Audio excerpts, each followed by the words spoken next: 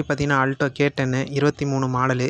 இந்த வண்டியில் பார்த்திங்கன்னா என்ன கம்ப்ளைண்ட்னு பார்த்திங்கன்னா ரியர் பம்பர் வந்து உடஞ்சிருக்குன்னு சொல்லியிருந்தாங்க. நம்ம செட்டுக்கு எடுத்துகிட்டு வந்திருந்தாங்க. நம்ம வீடியோவை பார்த்துட்டு வந்து நம்மகிட்ட சொல்லியிருந்தாங்க.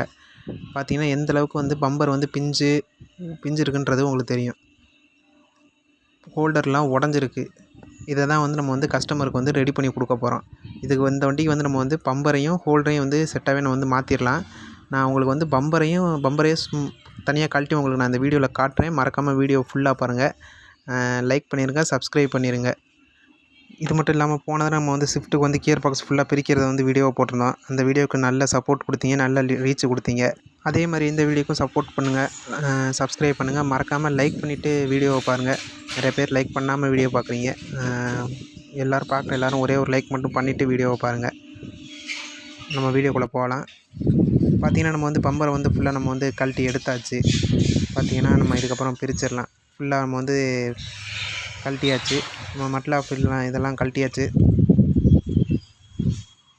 பார்த்திங்கன்னா அந்த பம்பரில் இப்போ நான் உங்களுக்கு காட்டுறேன். இப்போ நம்ம வந்து தனியாக கழட்டிட்டதுனால உங்களுக்கு வந்து இன்னும் கொஞ்சம் நல்லா தெரியும் எந்த அளவுக்கு உடஞ்சிருக்கு அப்படின்றது வந்து உங்களுக்கு வந்து இந்த வீடியோவில் தெரியும். நான் உங்களுக்கு காட்டுறேன் பாருங்கள்.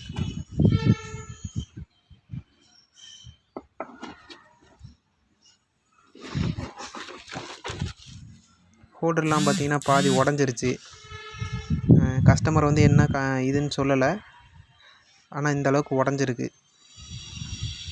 இதெல்லாம் வந்து நம்ம வந்து புதுசு தான் போட போகிறோம். இதெல்லாம் நம்ம வந்து எதுவுமே பண்ண முடியாது. இதெல்லாம் வந்து நம்ம வந்து புதுசு போட்டுடலாம். இதோட ரேட்டு பார்த்திங்கன்னா உங்களுக்கு வந்து 100 ரூபா, 150 ரூபா, 200 ரூபா அந்த ரேஞ்சு தான் வரும். நம்ம பார்த்திங்கன்னா பம்பர்லாம் வந்து நம்ம வந்து புதுசு வாங்கி நம்ம வந்து அடிக்க ஆரம்பித்தாச்சு. இது வந்து ஃபுல்லாக அடிக்கிறத வந்து நம்ம வந்து ஃபஸ்ட்டுலேருந்தே நம்ம வந்து கவர் பண்ண முடியலை.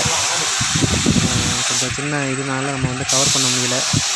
அதனால தான், இல்லைன்னா நம்ம வந்து ஸ்ட்ரெயிட்டாக வந்து இன்னும் அடிக்கிறத போடாமல் நம்ம வந்து வாங்கினதுலேருந்து நம்ம போட்டிருப்போம்.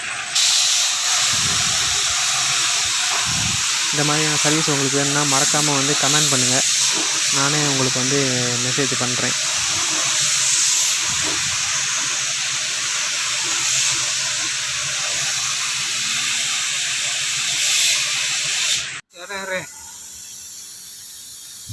தள்ளி தான் விடணுமா? ஃபுல்லாக நம்ம அடித்து முடிச்சாச்சு. இதுக்கப்புறம் நம்ம ஃபிட்டிங்கை போட்டுடலாம். பார்த்திங்கன்னா நம்ம வந்து ஃபிட்டிங்கை போட்டாச்சு. பார்த்திங்கன்னா எந்த ஒரு டிஃப்ரெண்ட்டுமே தெரியாது. நம்ம வந்து ஒரிஜினாலிட்டியோட தான் நம்ம வந்து அந்த பெயிண்டிங்கை வந்து நம்ம வந்து அடிக்கிறது. அதனால் வந்து எந்த ஒரு டிஃப்ரென்ஸுமே இல்லாமல் அதே இதை வந்து நம்ம வந்து கம்பெனியில் சொல்லி வாங்குறதுனால எந்த ஒரு பிசுறும் தட்டாமல் நம்ம வந்து அடித்து கொடுத்துக்கிருக்கோம் பெயிண்டிங்க்கு.